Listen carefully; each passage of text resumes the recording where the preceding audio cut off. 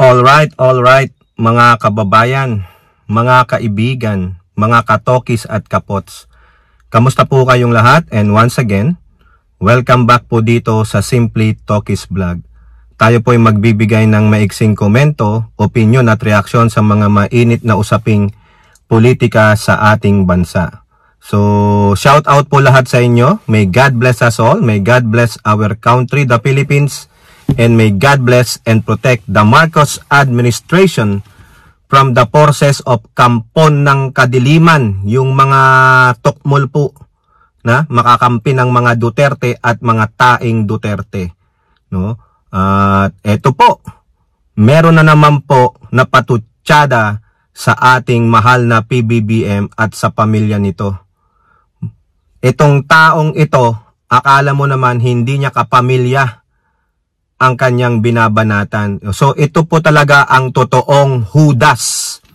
Makasarili, sa pangalan pa lang, makasarili na. O, tipo ba? Yan, ang tinutukoy natin ay walang iba kundi si Imee Marcos Manotok. Meron na naman siyang paninira sa kanyang kapatid at mga kamag-anak. Ito po ang totoong puting ahas ng mga vloggers ng mga Duterte. Kasi sa mismong bibig niya na nanggaling. Ito po ang sources ng mga vloggers na nagsasabing ayon sa kanilang puting ahas. Sila pong dalawa nung taing vice presidente ng Pilipinas na patuloy lamang na naninira sa ating bansa. Baka naman kasama pa nila, kakampi nila ang mga Tsekwa. Okay? At ganun din po, biruin ninyo, it is ironic. Ang Marcos ang sumisira sa Marcos. Ito namang isa nating topic, ang anti-Marcos ang tumutulong sa Marcos. Di ba napaka-ironic, mga kababayan? Kung sino pa yung kamag-anak mo, siya ang sisira sa'yo. Kung sino pa yung talagang kadugo mo, ang sisira sa'yo. Now, ito namang kalaban mo sa politika, talagang arch nemesis ninyo sa politika, ang siya pang nananawagan na kayo ay tulungan. Di po ba? O ayan, napaka-ironic talaga. Unahin natin mga kababayan yung makasarili. Ha? Yung maka-Duterte na kapatid ng ating Pangulong Bongbong Marcos. Unfortunately, ang babaeng ito, ang last name ay Marcos. Wala po tayong magagawa dyan. Pero ang ugali niya ay hindi po isang Marcos, kundi ano? Ugaling Duterteng Satanas. Dahil ayan po ang kanyang hanas na naman, mga kababayan. Ang gobyernong ito, o ang gobyerno ngayon, ay hindi Marcos. Ang gobyerno ngayon ay Romualdez at Araneta. Biruin mo, binira mo yung kamag-anak mo na Romualdez. Binira mo ang pamilya last name ng Hipag at Bayaw mo. So therefore, isa ka talagang animal na ang piling mo, ikaw lang ang magaling. Na piling mo nandoon ka sa pinakataguktok ng pyramid na ikaw ay nandoon, altang-alta ka. Masyado kang spoiled brat, masyado kang mapagmataas. Yan po ang karakter ni Imee Marcos Manotok. Yan din ang karakter ng kanyang kaibigang si taing vice presidente ng Pilipinas. Kaya nga po, totoo po talaga. Tell me who your friends are and tell me and I will tell you who you are. O di ba magkaibigan sila? Magkaibigan silang mga spoiled brat. Magkaibigan silang walang pakialam sa human rights. Magkaibigan silang pipilit nila ang gusto nila. Yan po sila. Sila ang epitome ng pagiging demonyo sa bansang Pilipinas. Akala nyo maaamo ang mga pagmumukha nila? Sila po ay mga cunning, mga ugaling abhorrent and rude, mga kababayan. Kabasu-basura ang mga ugali nitong mga to. Biruin mo, kapag Marcos ka, hindi ka makikipag-alyansa sa mga politikong nagbintang nagdiin at umapi sa iyong pamilya. Ayun naman pala, tama naman po ang ginagawa ng ating Pangulong Marcos Jr. Hindi na po siya umaalyansa sa mga Duterte at mga minions nito. Bakit? Sila ang nagbintang, sila ang nagdiin at umaapi sa pamilya ng Pangulong Marcos Jr. No, kung may issue si me, tingnan nyo yung pangalan niya, me. No? I'm me. It's all about me. I'm me. Di po ba? I'm me. It's all about me. I'm me. Di po ba? Tama, mali. Makasarili. Hindi niya alam yung sinasabi niya, mga kababayan. Kapag Marcos ka, tama. Kapag Marcos ka, hindi ka makikipag-alyansa sa mga nagbintang, nagdiin at umapi sa pamilya mo. Tama.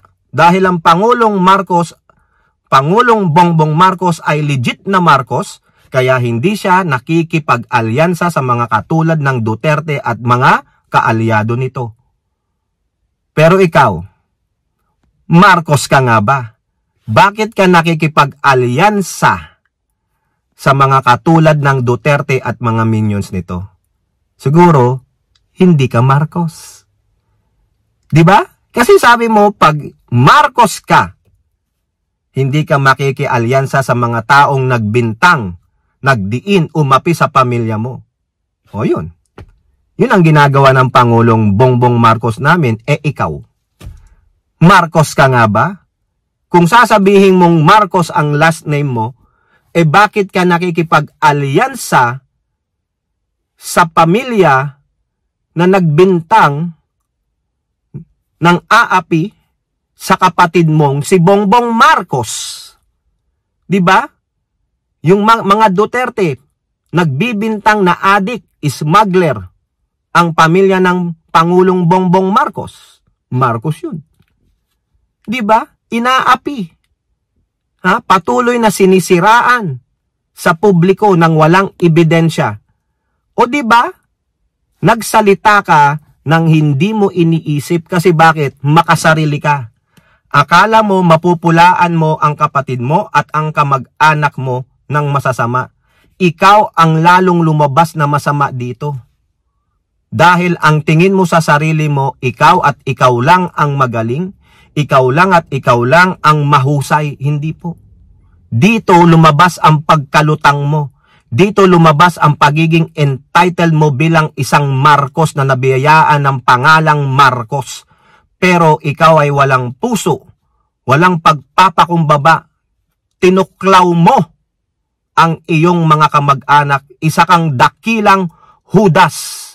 Kaya nga sabi ni Harry Roque, God knows, me does not pay. Remember si Trajano? Oy, hello. Di po ba?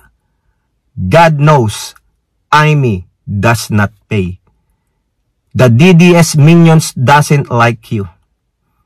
And probably majority of them will not vote for you even you are endorsed by your kampo ng kadiliman other half. Nagbumirang sa pagmumukha mong mahaba ang sinabi mo. Therefore, aming iisipin na ikaw ay hindi Marcos. Kasi nakialyansa ka sa mga taong nagbibintang, nagdidiin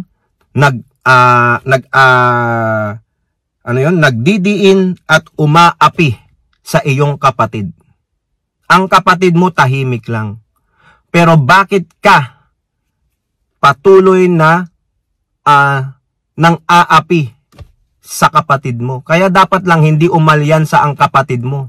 Kasi baka alam niya hindi ka Marcos. At bakit patuloy mong tinitindigan ang Duterte? Sabi mo noon, maski mag-isa ka na lang, titindig ka kay Duterte. Bakit? Dahil ba sa inutusan niya na ipalibing ang tatay mo? Hindi. Baka meron pang malalim na dahilan. Tanungin natin, nakinabang ka din ba sa illegal pogo money? Tanong lang po nakinabang ka rin ba sa mga droga money ni Digong? O kaya hindi ka makalabas Di ba? Tatanong lang mga kababayan. Kaya panay ang depensa kay Digong kasi baka. At the same time, pareho po sila ng pag-uugali. Mga entitled. Mga pasaway. Mga alta sa lipunan ng pagkademonyo. Yung po yan mga kababayan. Ano pa sabi niya? May isa pang quote card. Hindi natin mapipili ang ating kamag-anak, pero kaya nating pumili ng senador. Ay, opo yan. Pero yung pipiliin naming senador, hindi ka kasama doon. Hindi ka kabilang doon. Pati nga yung mga DDS minions, hindi ka pipiliin. Sinabi ko na kanina.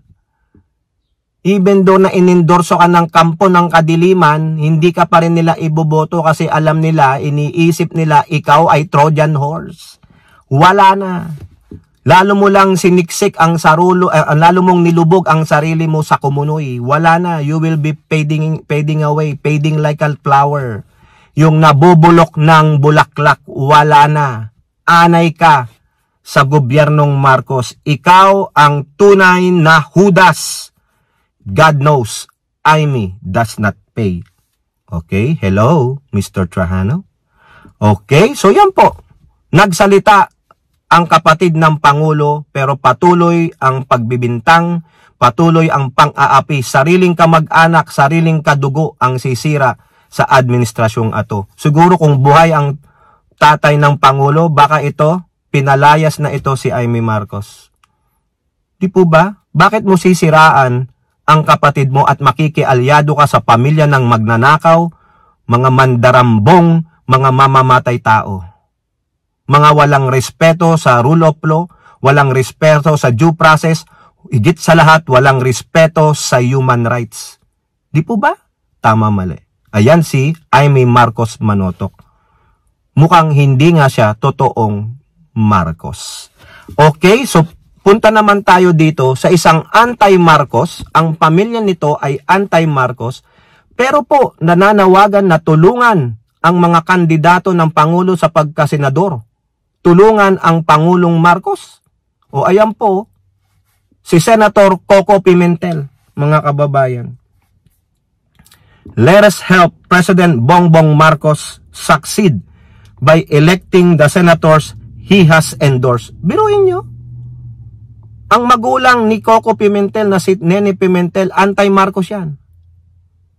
Diba naging Senate President ang tatay niya nung pumunta si Lola Meldy para sabihin na may ipapakiusap siya. Nireject si Lola Meldy because of their anti-Marcos.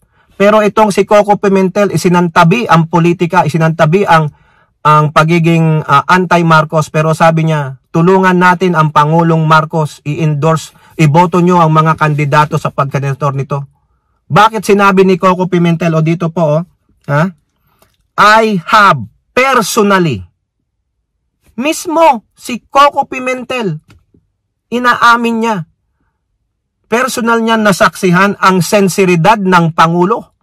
Sincero ang Pangulo sa pagtulong sa mga kapwa Pilipino. Sincero ang Pangulo sa mga programang pinagagawa nito o mga programang gagawin para sa bansang Pilipinas. Pero ang kapatid niya mismong si Amy Marcos Manotok, hindi nakikita yung kundi tinutulungan pang sirain ang kapatid niya ng mga Duterte.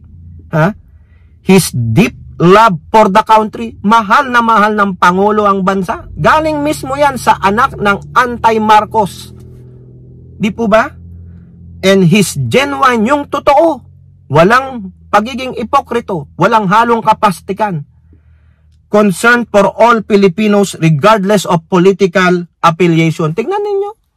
Hindi tumitingin sa kulay ng politika ang Pangulo. Ang sabi niya noon, magaling ka, mahusay ka, kung gusto mong magtrabaho sa aking gobyerno, kukunin kita, whether Dilawang ka, Kakampings ka, Duterte ka, walang politika sa akin. Basta't mapapakinabangan ka ng bansa at ng mga mamayang Pilipino, makakatulong ka ng malaki, walang kulay ang politika. Yan ang sinasabi ni Coco Pimentel. Biruin nyo, anti-Marcos pa ang nagsabi ng magagandang bagay sa Pangulo. Sincero, may matinding pagmamahal sa ating bansa at higit sa lahat, totoo ang concern niya sa mga mamamayang Pilipino. Walang politika. Pero paulit-ulit na sinasabi ng mga Duterte, political lang ito. Political attack, political motive, political persecution. Pero itong matagal ng anti-Marcos, ini-endorso ang kandidato ng Pangulo. Sinabi niya ang katotohanan, I have personally witnessed. Diba? Living proof. Hindi tulad ni Aimee na masyadong distant sa kanyang pamilya. So ngayon, sinong paniniwalaan ninyo? Itong si Aimee Marcos Manotoc o itong si Coco Pimentel? Ay dito na ako kay Coco Pimentel. Biruin nyo, anti-Marcos pero sinabi niya yung katotohanan sa ating Pangulo. Diba? Kaya tulungan natin. Mas maniwala tayo kay Coco Pimentel kaysa kay Aimee Marcos Manotoc na walang ibang namutawi sa bibig niya kundi ang depensa sa mga Duterte kasi pare-pareho po sila ng karakter. Walang pagmamahal sa bayan. Ha? Walang magandang plano para sa bayan at mamamayang Pilipino kundi para sa pangsarili lamang nila. Bulastugin, rapin ang ating bansa, patuloy na idayukdok ang human rights ng bawat Pilipino. Ganun po, pang personal interest lang sila. Mga sinungaling, ni hindi nga kayo makapalag sa pangbubuli ng China. Di po ba? Oh, dito na ako maniwala kay Pimentel kasi sabi niya, I have personally ang pagiging sincero, matinding pagmamahal at ang totoong concern ng ating Pangulo sa mga Pilipino. Di po ba? Ganyan din ba si Aimee Marcos? Hindi. Ang concern niya lang ay i-advance ang interest ng mga Duterte. Ganyan din ba si Sara Duterte? Hindi. Iniwanan niya ang DepEd. Pakakainin niya ng bulok ang mga bata. Hindi niya maibigay yung mga kagamitan ng mga bata sa eskwela. Yung mga paaralan wala. Hindi niya mapaliwanag yung milyon-milyong ginastos niya. Diba? Yan ba? Oh. Kayo po, ano pong inyong masasabi? Comment down below and don't forget to like and share. Hope to see you on the next videos. Bye-bye. God bless.